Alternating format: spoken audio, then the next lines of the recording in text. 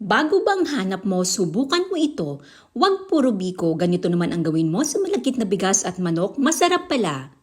Paki-share ang video para masave nyo na rin ang ating recipe. Paki-follow din ang aking Facebook page for more recipes. Pagsamahin ang malaking breast fillet, asin, paminta, asukal at tubig, make sure na masubmerge ang manok, i-chill or brine ng overnight. After brine ng overnight, i-check, i-rest ng 15 minutes para mawala ang lamig. Ilipat sa kawali pakuluan hanggang sa maluto. After 25 minutes, i-check, palamigin at i-shred into pieces. Pagsamahin ang cream cheese, Japanese mayonnaise, paminta at asin, then mix well. Gagamit ako ng electric mixer para mahalo mabuti. Ito yung chicken breast, hinimay ko lang siya ng ganito.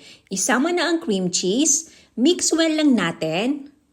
Kalahating kilo ng malagkit na bigas, niluto ko na sa 2 cups na tubig, hindi ko na ipinakita ang step by step na pagluto-lutuin nyo na lang.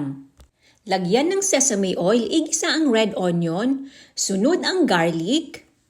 Ilagay na din ang carrots, igisa ng 2 minutes. Sunod ang kinchay or wansoy, spring onions at malunggay leaves, pwede kayong magdagdag kung gusto ninyo.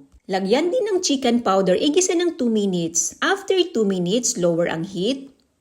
Ilagay ang malakit na kanin, mix well hanggang sa mag-well combine, then remove from heat. Maglagay ng sesame oil, i-brush para hindi dumikit ang malakit na kanin. Ilagay ng malakit na kanin, then i-flatten lang natin. Ayusin lang ng mabuti ang pagka-flatten. Ilagay na din ang chicken breast.